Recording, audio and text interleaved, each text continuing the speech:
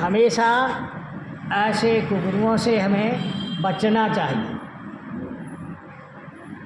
अब कहती हैं ना वे सम्यक दर्शन की शुद्धता को जानते हैं और हमेशा संसार के जाल में उलझते रहते हैं और अपने से भिन्न उद्गल में या शरीर आदि में आसक्त होते हैं, स्वयं आसक्त होते हैं और दूसरों को भी कराते हैं। नाना प्रकार के जाल रचते, ऐसा करो तो ऐसा हो जाएगा, ऐसा करो तो ऐसा हो जाएगा, है ना, और ऐसा हो गया, और झूठे साँचे और उदाहरण दे दे के बताते। क्या कहती हैं? संसार के प्रपंच में व शरीर आदि की शोभा में विषय भोगों में फंसे रहते हैं, उलझे रहते हैं। उनका ध्यान रात दिन शरीर के सुख के लिए लगा रहता है, यानी शरीर का हमारा सुख कैसे मिले उसके लिए वो लगे रहते, प्रपंच में फंसे रहते। वे मिथ्या दृष्टि तो है ही, अशुभ भावों में कारण आत्मा व परमात्मा को नहीं पहचानते। उनको ऐसे कुगुरुओं को कभी सम्यक का लाभ नहीं होता और उनको जो उनके मानने वाले उनको भी नहीं होता। छेड़ाला में स्पष्ट कहा दौलत राम जी, एक गुरु को देव को धर्म सेव पोसे चिर दर्शन मोहे अंतर रागार के धरे देह बाहर धन अंबर ते सनि तारे को लिंग लही महत भाव ते को गुरु जन्म जल उपल नाव। उपल माने पत्थर, पत्थरा की नाव के समान है, खुद डूबेंगे और दूसरों को डुबाएंगे। तो ऐसे लोगों से हमें बचना चाहिए, हमेशा दूर रहना चाहिए, उनकी बातों में नहीं आना। कुलिंगी, कुलिंगी मतलब ये है जैन दर्शन का जो लिंग है उससे विरुद्ध होना कुलिंगी। जैन दर्शन के अपने जो गुरु होते हैं नग्न दिगंबर होते हैं, और नग्न दिगंबर के अलावा भेषधारी जितने हैं, माने वो जटा जूट रखाते हैं, है ना, कुलिंग धारण करते हैं। और माने कुलिंग का मतलब जैन दर्शन के जो लिंग माना गया है, जैन दर्शन नग्न दिगंबर मुनिराज के विरुद्ध अपोजिट जितने होते हैं, माने इसके अलावा धारे कुलिंग अनेक नाना प्रकार चंदन लगाए रहते हैं, नाना प्रकार की माला जाते हैं, कोई कैसा भेष बनाता है, कोई कैसा, वे सब कुलिंग में आते हैं, है ना। मुनिराज भी है, हाँ वे भी, वो यदि सम्यकहीन है तो वो भी कुलिंगी की श्रेणी में ही आते। श्रेणी का मतलब है ही उसी में, लेकिन मेन तो अपन इसको जानते ना। और फिर उसमें द्रव्यलिंगी है, तो द्रव्यलिंगी दिखने में तो अपन को ऐसे लगते कि नग्न दिगंबर हैं, लेकिन वो उनको सिर्फ शरीर के अलावा दूसरा और कुछ नहीं जानते। शरीर ऐसे ममत्व रखते हैं, शरीर के पोषण के लिए कार्य करते हैं, वे भी कुलिंग में आते हैं, है ना। वो अपने जब अपन बारीकी से विषय में बात करते हैं तो तब वो उनको भी उसमें कुलिंग में ले लेते, है ना, आते ही हैं वो तो इस प्रकार से, है ना। बात क्या चल रही है कि वे जो है संसार में खुद डूबते हैं और दूसरों को भी डुबाते हैं। अब देखो बात ये चलती है, संसार किसे कहते हैं? अपन को अपनी भाषा में समझना चाहिए कि संसार किसे कहते हैं। एक घर गृहस्थी लगी है, ये नहीं है संसार।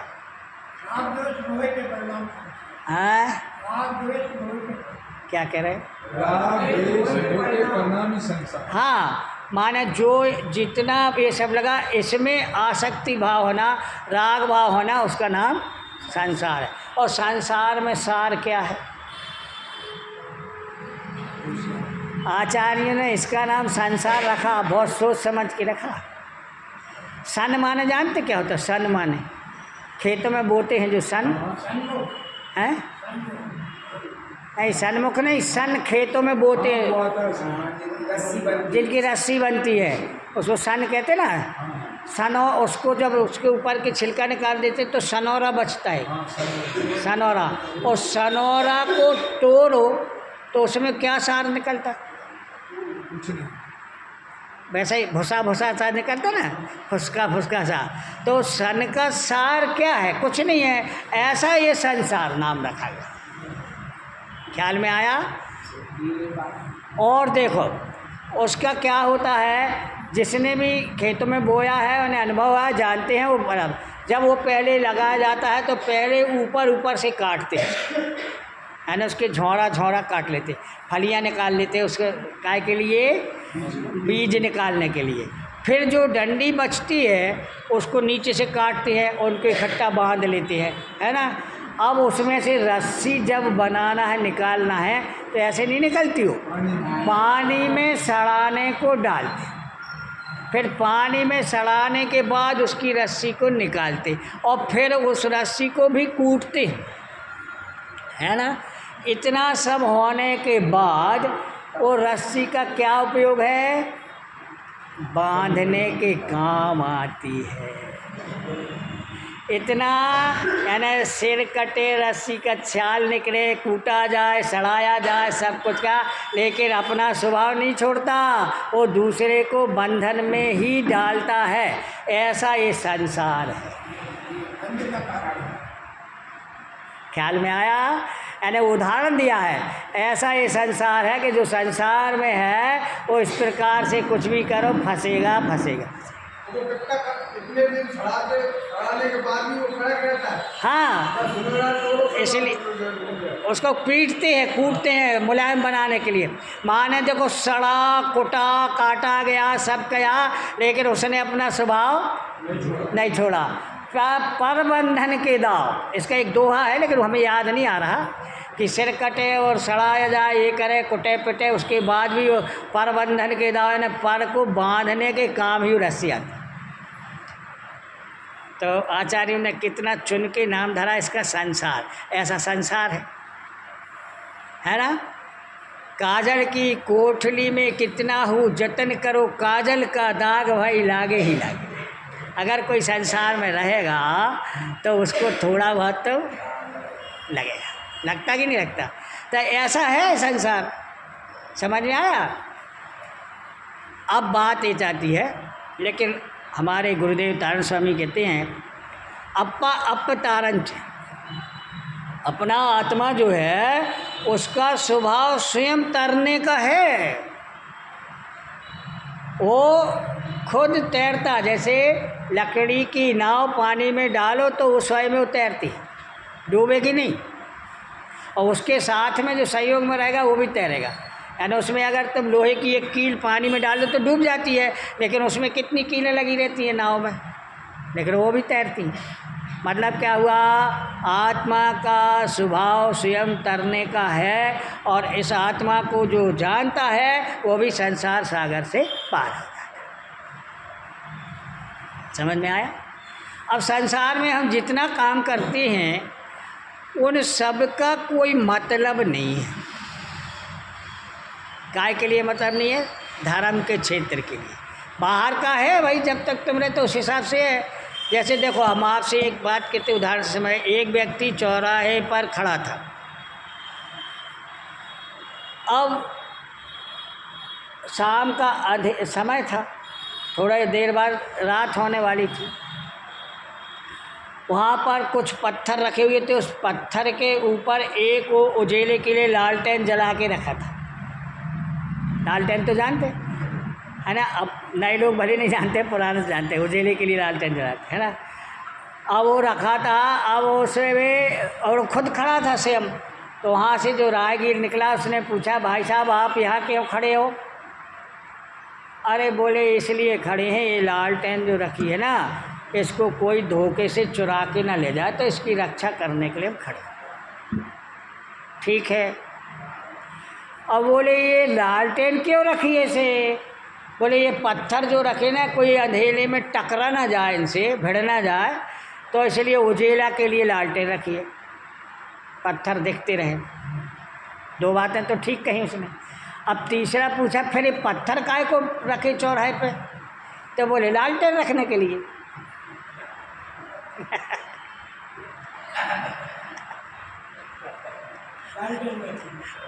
समझ में आया? यानी उसने जितना क्रियाकलाप किया उसका क्या मतलब? ऐसा करते हैं हम सभी लोग जिसका कोई सेंस नहीं निकलता है, लेकिन करते हैं लगे सुबह से शाम तक दुनिया भर के। जैन वाणी कहती है कि तू तो करता नहीं है, कुछ कर सकता नहीं है, और फिर भी करने में लगे। ख्याल में आया? तो स्वयं को करता मानना मिथ्या है। और हम तो ठीक है, हम भगवान को भी कर्ता बना देते हैं। हे प्रभु, हमारा ऐसा कार्य हो जाए, है ना, और उसमें और क्या पोषण करते, हम ऐसा करेंगे वैसा करवाएंगे। ये सब क्या है? ना समझ की बात है। अगर ना समझिए तो इसमें स्वयं को दोष लगता है। कर्मों का बंधन तो 24 घंटे हो रहा है। संसार से पार होने का एक ही उपाय है, वस्तु के स्वरूप को समझो, वस्तु व्यवस्था को समझो। वस्तु का स्वरूप क्या है? वस्तु स्वभावो धम्मो, वस्तु का स्वभाव ही धर्म है। और वस्तु माने आत्मा, आत्मा का स्वभाव क्या है? ज्ञाता दृष्टा, मात्र जानना। क्या है? करना नहीं, लेकिन राग देश करने में लगे। अच्छा, और एक बात और है, कर सकते नहीं। करना तो नहीं, लेकिन कर भी नहीं सकते। विचार करो क्या कर सकते हो?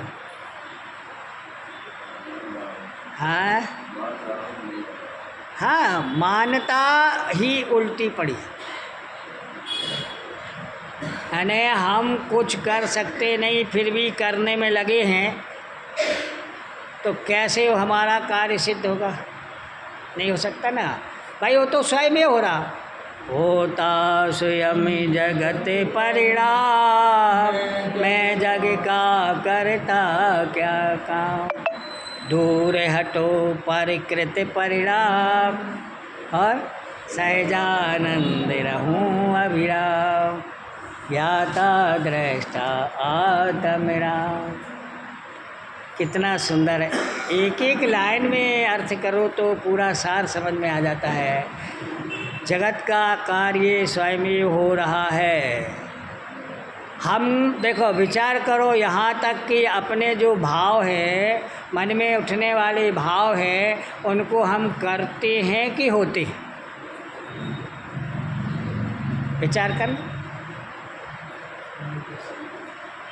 स्वयं में होते ना, क्योंकि एक समय की पर्याय है, और एक समय कितना सूक्ष्म है हमारे ज्ञान में नहीं आता। प्रति क्षण निकलने वाले भाव जो है हर समय निकल रहे हैं, वो हमारे ज्ञान में नहीं आते। कब आते हैं? जब बहुत समय हो जाता है, असंख्यात समय के बाद हमारे ज्ञान में भाव आते हैं। तो हम उनको बदल सकते क्या? बहुत बारीक विषय, सूक्ष्म है, समझने की कोशिश करो। जैसे हमने बिल्कुल एक विचार कर लिया, मन में प्रतिज्ञा ले ली, भोजन करते समय हमें हाथी याद नहीं आना चाहिए। पालन कर सकते इसका क्या? हैं? कैसे करेंगे बताओ? अरे जब भी भोजन करने बैठोगे पहले याद आ जाएगा हाथी।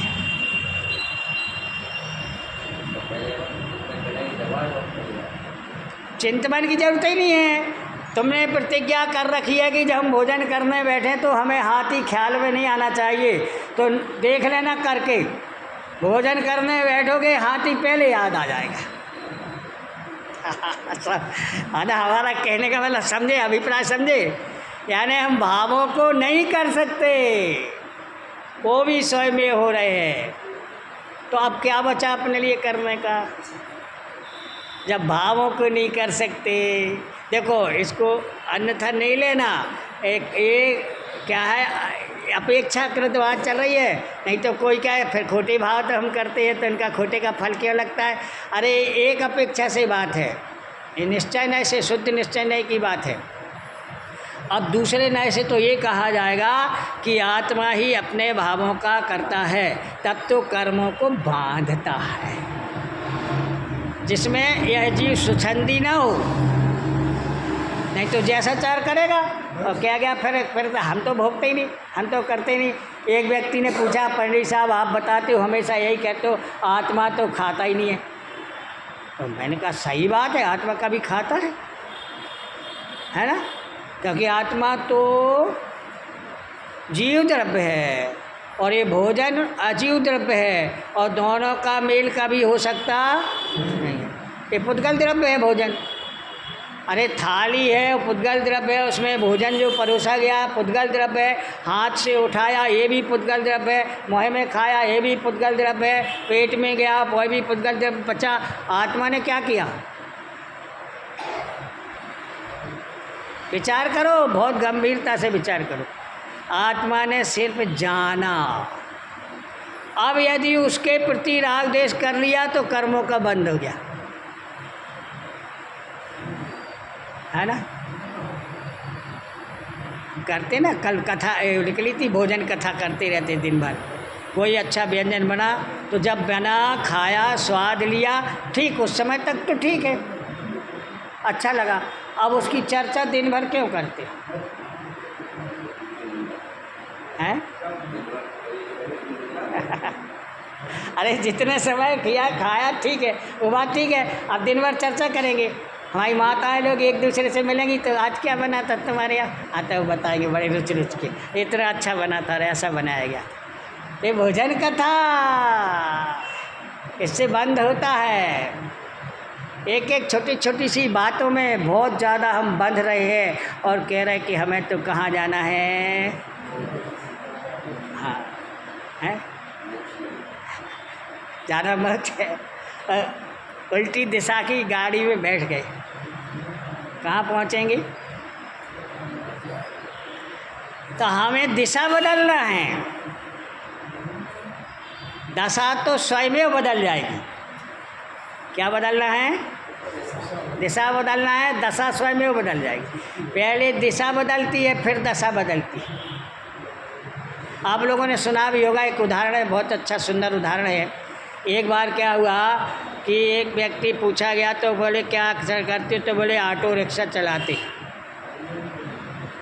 ऑटो रिक्शा चलाते तो सज्जन थे, उन्होंने कहा तुम ऑटो रिक्शा चलाते? बोले हाँ ऑटो रिक्शा चलाते हैं। अरे बोले क्यों चलाते हो? बोले चाचा जी अगर नहीं चलाएंगे तो कमाएगी कैसे, आजीविका कैसे चलेगी, क्या करेंगे? अरे बोले तुम तो करोड़पति हो, विचार करो। सुनने से ऑटो वाला करोड़पति, ये सत्य है कि झूठ? या तो ऑटो नहीं चलाएगा करोड़पति होगा तो, या फिर ऑटो चलाएगा तो करोड़पति नहीं होगा। दोनों बातें सही कहाँ हो सकती हैं? लेकिन वो कहते हैं कैसे है। बोले कल सुन लेना, वो अपना ऑटो चल रहा था, उसके मोबाइल पर मैसेज आया, रामलाल वल्द श्यामलाल के बैंक में 1 करोड़ रुपया जमा है और आकर के ले जाए, और नहीं आते हैं तो नहीं आएगा तो गवर्नमेंट को जमा कर दिए जाएंगे। अब उसने सुना, वो कहता अरे पहले तो थोड़ा आया, अरे मेरा ही तो नाम रामलाल है और मेरे पिताजी का नाम श्यामलाल है, तो मैं तो करोड़पति। एक समय आया, झटका लगा है। जैसे गुरु महाराज हमारे तार स्वामी कहती है तू स्वयं भगवान है, कहते कि नहीं कहते? तो एक समय तो ऐसा लगता कि अरे मैं भगवान, और फिर दूसरे समय क्या कहते नहीं, भगवान ऐसे नहीं होते जैसे हम। कैसे होते भगवान? वीतरागी होते हैं, है ना। परिग्रह के त्याग सब होते, सब छोड़ छाड़ के बैठे हुए वीतरागी, सर्वज्ञ होते हैं, हितोपदेशी होते हैं, और हम सर्वज्ञ हैं क्या? हम वीतरागी हैं क्या? हितोपदेशी क्या? तो मिलान करता है, मिलान करता तो दूसरे समय विश्वास नहीं है। अब गुरु महाराज ने कह दिया तो भले कह दिया, हम नहीं है। और वो तो कहते तू स्वयं भगवान है। ऐसे उस रिक्शे वाले से करोड़पति कहता है एक व्यक्ति, बुजुर्ग आदमी कहते तू करोड़पति है, तो कहता मिलान करता है नहीं, या तो मैं करोड़पति नहीं हूँ, अगर हूँ तो फिर ऑटो क्यों चलाता? विश्वास नहीं होता। यानी जब हम प्रवचन सुनते हैं जिनवाणी का, तो जिनवाणी में आता है कि तुम तो परम शुद्ध है ना, अखंड अविनाशी चेतन भगवान आत्मा हो, तो हमें विश्वास नहीं होता, क्योंकि हम यही सोचते मैं तो रागी हूँ, देशी हूँ, क्रेदी हूँ, मानी हूँ, मायाचारी हूँ, सब लगा हुआ, तो मैं कैसे भगवान आत्मा हूँ? विश्वास नहीं होता। इसके आगे बढ़ते। अब ये तो सुना प्रवचनों में तो विश्वास नहीं हुआ, उसके बाद अब शास्त्रों का अध्ययन किया तो उसमें भी वही लिखा हुआ है, तू तो स्वयं भगवान है। तो पेपर में आया कि रामलाल वल्द श्यामलाल, उसके 1 करोड़ रुपए बैंक में जमा हैं और आकर के ले जाए, अन्यथा वो गवर्नमेंट को सौंप दिया जाए। अब उसने पढ़ा, अरे ये तो मोबाइल पर भी आया था और इसमें पेपर में भी लिखा है, तो हो ना मैं ही हो सकता। अब की बार उसमें जात लिखी आई थी, पहले जाति नहीं लिखी थी, इस जाति का, तो बोले इस जाति का तो मैं ही हूँ। थोड़ा और विश्वास जगा। कितना जगा?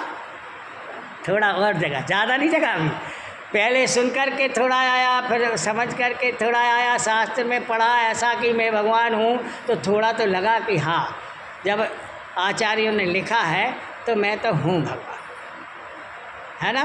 क्योंकि उसमें पढ़ा सिद्ध समान सदा पद तेरा, लिखा मिला शास्त्र में। अरे तो जब आचार्यों ने लिखा है कि तो सिद्ध के समान तुम्हारा पद है, तो मैं तो हूँ। कुछ और थोड़ा सोचा समझा, फिर भी भूल गया। अरे सिद्ध भगवान तो 8 कर्मों से हैं रहित होते हैं, और मैं कर्मों सहित हूँ, मैं कैसे सिद्ध भगवान? फिर भूल गया। यानी मिलान करता है बराबर, लेकिन विश्वास नहीं हो रहा। 2 बातें हो गई, सुना पढ़ा। इसके बाद जब किसी कहते कि मोह नींद के जोर जगवासी घूमे सदा, कर्म चोर चहुओर सर्वस लूटे सुध नहीं, सतगुरु देह जगाए। सुयोग्य से कभी कोई सतगुरु मिल जाते हैं, वो जगाते हैं। अरे जागो हे भगवान आत्मा, हैं मोह नींद में क्यों सो रहे हो, और अपनी सत्ता क्यों खेल? तुम हो सिद्ध समान, जागो हे भगवान। तो जब कोई ऐसा जगाता है और वो बात हमें हृदय में बैठ जाती है, तब हमें कभी चेत आता है कि हाँ भाई 3 जगह से प्रमाणित हो चुका हूँ, मैं तो भगवान आत्मा हूँ। कहने भर से नहीं होता। हमने कहा कि आप कौन, तब कहता मैं तो भगवान आत्मा हूँ, पर विश्वास हुआ क्या? नहीं हुआ तो काम नहीं बनेगा। तो अब उसको जब वही चाचा जी आते हैं जिन्होंने कहा था कि तुम ऑटो क्यों चलाते हो, और उससे कहते भैया तुम तो करोड़पति हो, ये क्यों रिक्शा चला रहे हो, ऑटो, है ना। तो कहता भाई देखो सब लोग तो हमसे मजाक करते करते, आप तो बुजुर्ग हो चाचा जी, तुम क्यों मजाक करते हो? अरे मैं ऑटो नहीं चलाऊंगा तो क्या खाऊंगा, है? और तुम कहते करोड़पति हो। मैंने 1 रुपया आज तक बैंक में जमा किया नहीं है, और मैं कैसे करोड़पति बन गया? अरे बोले जब तुम छोटे से थे तब तुम्हारे पिताजी ख़त्म हो गए थे, मम्मी ख़त्म हो गई थी, तो दादाजी थे, उन्होंने तुम्हारे नाम से और जितनी जायदाद थी बेच के रुपया जमा कर दिया था, वो आज बढ़ कर के करोड़ रुपया हो गया। और उसमें एक शर्त लिखी थी कि जब हमारा ये पोता और बालक हो जाएगा, अभी नाबालक है, तब इसको बताना। तो अब तुम मालिक हो गए हो, तो अब इसलिए तुम्हें बताया जा रहा है कि तुम करोड़पति हो, ऑटो क्यों चलाते हो। तो बोले पहले क्यों नहीं बताया। नाराज उन पे हो रहा है। किस पे हो रहा? जो बता रहा है उस पे वो नाराज होते हैं। कोई हमें आत्मा की बात बताता तो उस पे उल्टे नाराज होते हैं। तो हमसे कहते भगवान है, अरे हम कैसे भगवान, ये तो हालत है।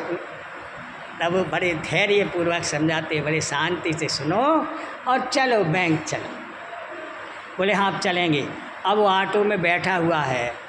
अब कोई एक सवारी आती है, भैया हाँ स्टेशन चलो। बोले नहीं। अरे चलो ना भाई, हमारी ट्रेन चूकने वाली है, जल्दी चलो।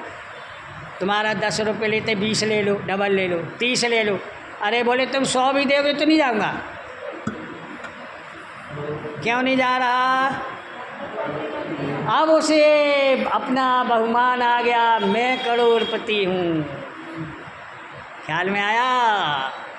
बहुमान आ गया, मैं करोड़पति हूँ। जिस समय यह जीव अपने को आत्मा स्वीकार कर लेता है, सिद्ध के समान स्वीकार कर लेता है, वह संसार के अनर्गल कार्य नहीं करता। फिर क्या राग द्वेष करेगा वो? क्रोध करेगा, मान करेगा, मायाचारी करेगा, लोभ करेगा? क्योंकि भगवान कभी ऐसा करते नहीं। इसीलिए कहते कि ईमानदारी के साथ अपने को स्वीकार कर लो। ख्याल में आया? तो जब उसने स्वीकार किया तो अभी क्या हुआ, उसकी दिशा बदली है। अभी दशा नहीं बदली है ना, दिशा बदली है। अभी उसकी दिशा किधर थी कि मैं तो गरीब आदमी हूँ, अब उसकी दिशा बदल गई कि मैं करोड़पति हूँ। ऐसी अपनी दिशा बदल जाना चाहिए कि मैं तो भगवान आत्मा हूँ। तो अभी डायरेक्ट जहाँ हो वहीं रहोगे तो दिशा बदलेगी, अभी दशा नहीं बदलेगी। दशा कब बदलेगी? जब बैंक जाएगा, बैंक से विड्रॉल करेगा, रुपए निकालेगा, उसके अनुसार फिर अपनी ज़रूरत की चीज़ें लेगा, घर बनाएगा, डोर बनाएगा, दुनिया भर का सब करेगा, तब वो करोड़पति कहलाएगा। और इस प्रकार से अभी हमारी डायरेक्ट दशा नहीं बदलेगी पर दिशा तो बदल जाए। गुरु महाराज ने कहा तुम स्वयं भगवान है, तो हमें विश्वास पक्का हो जाना चाहिए। तो अपनी दिशा बदल गई। फिर जब दिशा बदल गई तो भगवान संसार का कार्य नहीं करते। करते हैं क्या? तो वो फिर नहीं करेगा, अपने आप सुधर जाएगा। किसी को सुधारने की ज़रूरत नहीं, किसी को नियम लगाने की ज़रूरत नहीं है, सिर्फ समझ को समझना है। किसी कवि ने कहा है, समझ समझ को समझ न समझे, है ना। समझ समझ को समझ न समझे, वो मेरी समझ में ना समझ है। जो समझ समझ को समझ न समझे, वो मेरी समझ में ना समझ। समझ में आ गया कि भाई जो वास्तव में जैसे समझना चाहिए वैसे हम नहीं समझते हैं। सुनने भर से कुछ नहीं होता, पढ़ने भर से कुछ नहीं होता, है ना। तो जिस प्रकार उनके दादाजी और इतना रुपया जमा करके रख गए थे, ऐसे हमारे पिताजी दादाजी कौन हैं? कहते ना वीर की संतान है ना। तीर्थंकर भगवान की वीर की संतान है। तो तुम्हारी निधि तुम्हें रख गए हैं, तुम्हारे अंदर तुम्हारा भगवान वो कहते तुम हमारे जाति की हो। सिद्ध भगवान कहते हमारी जाति की हो, है ना। किसी को कोई व्यक्ति, साधारण व्यक्ति को यदि मान लो चपरासी है और वहाँ हमें अपना काम बनाना है, तो हम जाके बैंक उससे कहते अरे भैया साहब, तो पहले तो कहता है जी मुझे साहब कह रहा था, खुश होगा कि नहीं होगा। और फिर कहते हम साहब नहीं हैं, अरे भाई हमारे लिए तो तुम ही साहब हो। तो वो बड़ा खुश होगा, तुम्हारा जो काम नहीं बनता वो बना देगा। समझ में आया? अरे हमें स्वयं भगवान, तीर्थंकर भगवान और भगवान कह रहे हैं, इससे बड़ी बात क्या होगी? आया समझ में? यानी खुद भगवान ने हमें भगवान कहा, अपनी जाति का बताया, तो भी हमें बहुमान नहीं आता। आना चाहिए। वो स्वयं कहते हैं कि भाई तू स्वयं भगवान है। और आचार्य ने भी लिखा कि सिद्ध समान सदा पद मेरो। अब इसको गंभीरता से विचार करो, वास्तव में क्या ऐसा है कि नहीं है?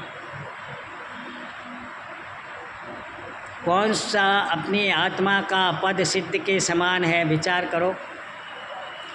क्योंकि वह स्वभाव की अपेक्षा सिद्ध के समान है, क्योंकि उसका स्वभाव तो पूरा सिद्ध के समान है ना। सिद्ध भगवान का स्वभाव जैसा है वैसा प्रत्येक जीव का है। क्या करते भगवान? वहाँ सिद्ध शिला पे विराजमान है, वहाँ से क्या कर रहे हैं? जान रहे और क्या कर रहे? अरहंत भगवान क्या करते? जानते और तो वही तो हमारा स्वभाव है, जानने और देखने का। पर वैसा ना करके हम उल्टी सीधी बातों में लगे तो खतरनाक है। नहीं, हमें नाव नदी से पार होना है। अब दूसरा सिद्धांत बता रहे, नदी से पार होना है तो नाव में बैठना पड़ेगा कि नहीं? इस किनारे पे हैं, उस किनारे पे जाना है भाई। इस किनारे पे हैं, उस किनारे पे जाना है, नदी को पार करना है, तो उसमें बैठोगे कि नहीं बैठोगे? बैठेंगे। अब चलेगी नाव और चलेगी और उस किनारे पे पहुंचोगे तो नाव को छोड़ना पड़ेगा कि नहीं? नाव से उतरना पड़ेगा कि नहीं? हैं? नहीं उतरोगे तो वापस आ जाओगे बैठे रहो नाव में, है ना। अपन एक भजन गाते, सब लोग भजनों में तुम बहुत सार भरा, पर अर्थ निकालो। वो गाते कर, मोरी नाव पुरानी है सतगुरु पाल लगा दैयो। गाते कि नहीं गाते?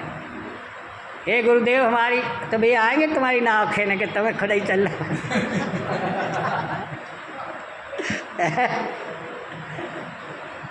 अरे विचार करो भाई, नाव पुरानी हो चाहे नहीं हो, उसमें पानी नहीं भरना चाहिए। नाव पानी में चलती है, कोई खतरा नहीं है, लेकिन नाव में पानी आ गया तो खतरा ही खतरा है। हम संसार में रहें कोई दिक्कत नहीं, लेकिन संसार हमारे भीतर नहीं आना चाहिए, कभी डूबेगी। तो अपनी बात क्या चल रही थी? जब इस किनारे पर हैं तो हमें नाव में बैठना पड़ेगा। अब ये क्या है नाव में बैठना? ये तो उदाहरण है, सिद्धांत में घटाओ। ये है पुण्य कमाना। जब अभी हम इधर है, संसार में है, गृहस्थी मार्ग में है, तो पुण्य को कमाओ, है ना। नहीं कमाएंगे तो क्या पाप में प्रवर्तेंगे? और पुण्य कैसे प्राप्त होता है? शांति भाव, सरल भाव, सहज भाव रखने से, दूसरे दान देने से, तीसरी बात जिनवाणी का अध्ययन मनन चिंतन करने से, जाप करने से, ध्यान लगाने से, ये सब पुण्य कमाने के साधन। और ये पुण्य रूपी नाव, इसमें बैठना पड़ेगा। अब कहते गुरु महाराज ने तो लिखा है पुण्य पाप प्रक्षालतम, दोनों को छोड़ो, तो ऐसा नहीं लिखा कि अभी इसे छोड़ दो। इसी किनारे पे नाव में नहीं बैठोगे, इसी किनारे पे पुण्य को छोड़ दोगे तो कहाँ जाओगे?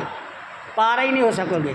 तो बैठो, माने पुण्य कमाओ, है ना। और जब तुम उस स्थिति पे पहुंच जाओगे, उस किनारे पे पहुंच जाओगे, तुम्हें आत्मा का अनुभव हो गया, स्वानुभूति हो जाएगी, है ना, धर्म प्राप्ति होने हो गया, तो उस समय पुण्य को तुम्हें छोड़ना नहीं पड़ेगा, स्वयमेव छूट जाएगा। समझ में आया?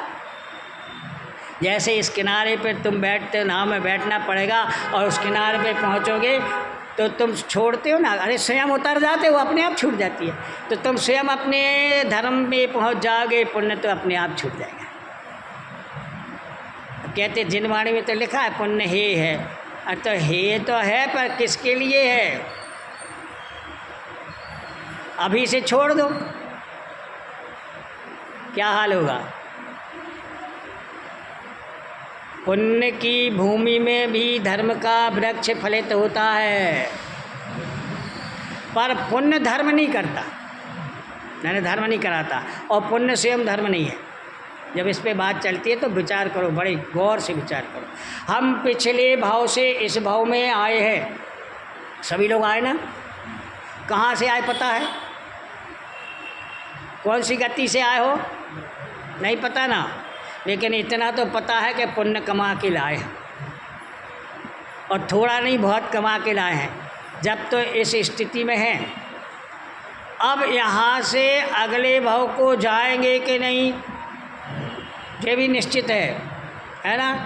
अब पुराना जो लाए थे वो तो खर्च हो रहा है, और अगले भाव में जाने के लिए कुछ कमाया। अरे अगले भाव को भी तो कुछ कमा लो, साथ में ले जाओगे, क्योंकि साथ में तुम्हारा ये घर मकान दुकान तो आएगा नहीं काम। क्या जाएगा? विचार करो, जितना हमारे पास है उतना हम इस जीवन में भोग नहीं सकते, भोग सकते जितना भी है उतना हम भोग नहीं सकते, और साथ में ले जाने की कोई व्यवस्था नहीं है। पंडित जी, अर्थ स्वरथ सबसे बड़ा होता है, दान सबसे बड़ा होता है? कैसा, कैसे, क्या कह रहे? अर्थ स्वरथ सबसे बड़ी मूल चीज है, दान सबसे बड़ी। परस्वार्थ में ही दान छिपा है, समझ में आ गया?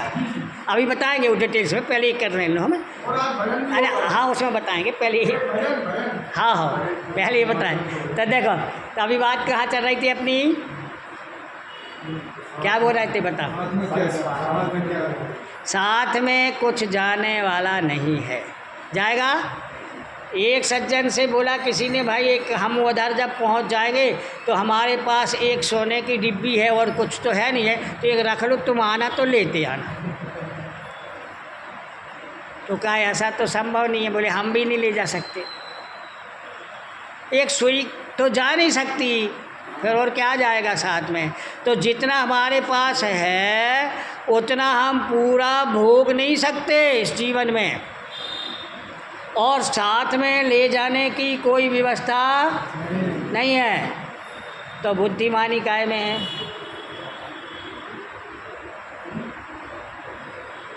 विचार करो, सब लोग समझदार हैं। कोई ऐसा है उपाय? ड्राफ्ट बनता हो बैंक का तो बनवा लो भाई, इधर से उधर ले जाएंगे साथ। अरे गुरु महाराज ने भी तो ठीक है, और शास्त्रों में लिखा मिलता है, निज हाथ दीजे साथ लीजे, खाए खोया बह गया। क्यों लिखा, इसका क्या अर्थ होता है? अरे यही तो ड्राफ्ट बनवाना है। बुद्धिमान वही है जो इस प्रकार से ले जाने की व्यवस्था करते हैं। तो अगले भाव के लिए भी तो कुछ कमा लो, है ना। और देखो, अब बात देखो सिद्धांत की, पुण्य को हम कैसे कमा सकते हैं। यदि हमें धर्म का वास्तविक स्वरूप समझ में आ गया है और धर्म करते हैं तो पुण्य अपने आप पीछे आएगा, दौड़ेगा, करना नहीं पड़ेगा। आज तक किसी भी किसान ने भूसा के लिए खेती नहीं की,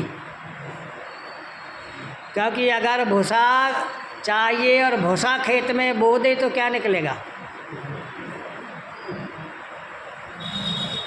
काय के लिए करता है? गेहूं के लिए, अनाज के लिए, लेकिन भूसा साथ में आता है।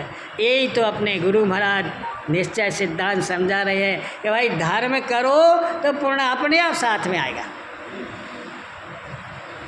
कमाने की तुम्हें ज़रूरत नहीं है। वो तो आएगा। बराबर समझ के धर्म है। और धर्म किसे कहते हैं? वस्तु का स्वभाव धर्म है। धारयंती धर्मा, जो हमें यहाँ से उठा के और मोक्ष में धर दे, एक अर्थ ही निकलता है, यानी मोक्ष पहुँचा दे, वो धर्म है। और जो हमारी आत्मा ने धारण कर लिया है वो धर्म है। दो अर्थ निकलते हैं। कभी भी मतलब वो छूटता नहीं। धर्म कभी इस आत्मा से अलग नहीं होता, स्वभाव कभी मिटता नहीं है और विभाव कभी टिकता नहीं। विभाव का एक समय बाद खत्म हो जाएगा और स्वभाव तुम्हारा अनादिकाल से ज्यों का त्यों रहेगा। बुद्धिमानी काय में है? एक बार एक व्यक्ति चला जा रहा था, ज़्यादा पैसा नहीं था, गरीब हालत थी, फटे कपड़े पहने था और रास्ते में चला जा रहा था।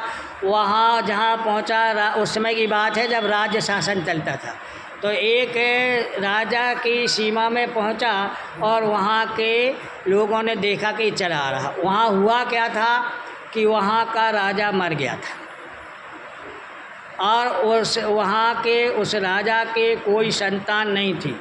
तो मंत्री लोग आपस में झगड़ रहे थे कि हम राज्य करेंगे, दूसरा कह रहा हम राज्य करेंगे, हमें बनना चाहिए, वे कह रहे हमें बनना चाहिए। सब ने सलाह की ऐसा नहीं, कैसा करें, है ना।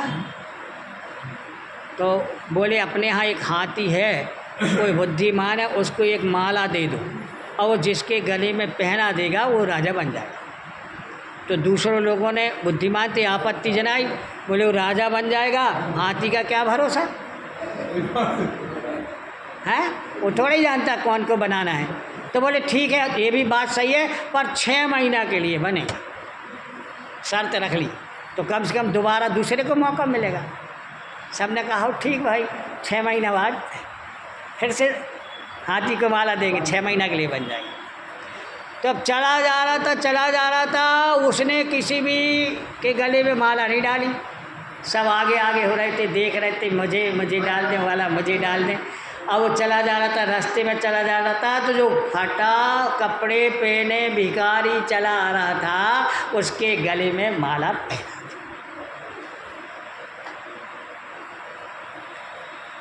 तो जैसे माला पहनाई, वो बोलता है क्या बात है भाई। सभी लोग, मंत्री पहुँचे, चलो चलो चलो। कहते कहाँ ले जा रहे हो? अरे बोले अब तुम हमारे राजा हो, स्वामी बन गए हो, पकड़ के ले आए उसको। अब वो कहता भैया हमें कुछ बताओ। तो बोले बताते हैं, चलो ये पूरे कपड़े उतारो, बढ़िया नहाओ धो, सुंदर तेल वगैरह पुलिस सब लगाओ और ये नए नए कपड़े पहनो। अब उसने विचार किया कि का मालूम कहाँ फंस गए जी, क्या कर रहे हैं मतलब पता ही नहीं है। तो वो जितने अपने पुराने कपड़े थे वो सब बांध के एक पोटली में, और जो उसके पास था कटोरा वगैरह सब रख दिया, अपना रख दिया एक जगह, चुपचाप रख दिया। ठीक है भाई करो तुम्हें जो करना। राजगद्दी पर उसको बिठा दिया। अब बैठा, 1 दिन रहा, 2 दिन रहा, 3 दिन। अब उसने विचार किया, थोड़ा समझदार तो था ही, कि आखिर ये कर क्या रहा है, इनको पूछना चाहिए। तो उन्होंने मीटिंग बुलाई, सभी मंत्रियों की मीटिंग बुलाई, सबसे पूछा भाई आपके यहाँ का नियम क्या है, मैं पूरा नियम समझाओ। तब उन्होंने बताया 6 महीने तक आप इसी प्रकार से यहाँ राजा रहोगे। बोले 6 महीने तक बस? बोले हाँ, 6 महीने के बाद तुम्हें निकाल दिया जाए। अरे अब सोचता है क्या मतलब का हुआ, कोई है ना, अब क्या करें। उसने विचार किया ठीक है। अब फिर पूछा उसने दूसरा नियम क्या है, और आपकी आज्ञा चलेगी, राजा हो आप। तो बोले जो हम कहेंगे वो चलेगी। बोले हाँ चलेगी, मानना पड़ेगी, सब मानेंगे। अरे बोले बढ़िया, बहुत सही क्या। बैठ गया गद्दी पे। कल कहता है जितने यहाँ सुंदर से सुंदर और सबसे एक्सपर्ट होशियार कारीगर हों महल बनाने वाले, सबको बुलाया जाए। आ गए सब 10-20 कारीगर। बोले तुम कितना अच्छा महल बना सकते हो? बोले बहुत बढ़िया। बोले इस महल को देखो कितना सुंदर। बोले हाँ, तो हमारी इस राज्य की जहाँ तक सीमा है उसके बाहर जाके ऐसा ही महल बनाओ। पूरी मजूरी मिलेगी तो। और शर्त है 5 महीने में बन जाना चाहिए। कितने समय में? 5 महीने में, इससे ज़्यादा नहीं लगे समय। बोले हाँ, लग गए सब कारीगर। राज खजाने से पूरा उनको मजदूरी देता जा, सब देता जाता है। बढ़िया महल बन के तैयार होने वाला था। अब 1 महीना बचा, तो 1 महीने में वो कहता, फिर बुलाया मंत्री को, सबकी सलाह ली। बोले अभी क्या है? बोले अभी तो 1 महीना बचा है। ठीक है, अभी हमारा माने चलेगा आदेश? बोले हाँ चलेगा। तो बोले जितने फौज के सिपाही हैं सब वहाँ जाके शिफ्ट हो जाओ, है ना। और भी बनवा दिए होंगे, महल तो बन गया तो ठीक, और वहाँ जाके सब पहुँच गए, वे भी पहुँच गए। और क्या बचा? अब जो खजाना था, बोले इसको भी वहाँ जाके रख दो। रख दिया, चाबी इधर ले आओ, ले आए। अब बैठा, कुछ नहीं कह रहा, चुपचाप। मंत्री कहते ये क्या कर रहा है? तो बोले हमारा तुम्हारे नियम के अनुसार तो कर रहे हैं। और जिस दिन 6 महीना हुआ, उन्होंने कहा राजा साहब 6 महीने हो गए। बोले मैं साहस स्वीकार हूँ, आप अपने कपड़े ड्रेस सब लीजिए, गहने गुड़िया लीजिए, हमें कुछ नहीं चाहिए, हमारे वही फटे कपड़े दे दो, है ना। उसने वो पहने और चलता बना। और जा कर के वहाँ क्या समझ में आया? हमें जितना यहाँ अभी राजपाट मिला है, कम से कम इतना तो मिल जाए, अगले भाव में मिले, इससे गाड़ी नीचे तो ना गिरे, है ना। जैसे मान लो कोई ऐसी घटिया पे चढ़ता हुआ हमारा ट्रक या गाड़ी जा रही है और वहाँ ऊपर पहुँचा और ब्रेक फेल हो गए, अब क्या बुद्धिमानी क्या है? अरे फट से कम चाकू के पीछे टेक डाल दो, उल्टी धुड़क के नीचे तो ना गिरे, है ना। जब सुधरेगी, जब देखा जाएगा, जब हम मोक्ष जाएंगे, जब जाएंगे भले जाएंगे, क्योंकि पंचम काल में यहाँ से तो अभी जाने वाले नहीं है। तो बुद्धिमानी ये है कि इतना तो कर लो कि जिसमें हम अगले भाव में भी यही ज्यों का त्यों मिले, ऐसा ना हो कि कम हो जाए। ख्याल में आ रहा? मतलब अब इसको करने के लिए हमें करना क्या है? कुछ नहीं करना है, सिर्फ मान्यता बदल देनी है। जो आज तक नहीं माना वो मानना है ना, क्योंकि वही सत्य बात है। अब इसको अगर अपन और डिटेल्स में गहराई से लेते हैं तो लोगों की समझ में नहीं आता, है ना। वस्तु की स्वतंत्रता, वस्तु स्वातंत्र, यानी इतना जो है, एक समय की पर्याय भी स्वतंत्र है, गुण भी स्वतंत्र हैं, द्रव्य भी स्वतंत्र है। जो होना है वो होके ही रहता है, उसको कोई बदलने वाला नहीं है। और हम लोग सब डरते काहे को है? कहते मर ना जाए सबसे ज़्यादा। अब विचार करो कि जितनी हमारी आयु है, क्या उससे 1 सेकंड भी बढ़ सकती है? क्या नहीं बढ़ सकती। और जिस समय होना है उस समय वो होके ही रहती है। हमारी मृत्यु उस समय होना, उसी समय होके रहेगी। और जिन निमित्तों के द्वारा होना है, माने निमित्त वो रहेंगे, उससे होगी। और बचाने वाला कौन है?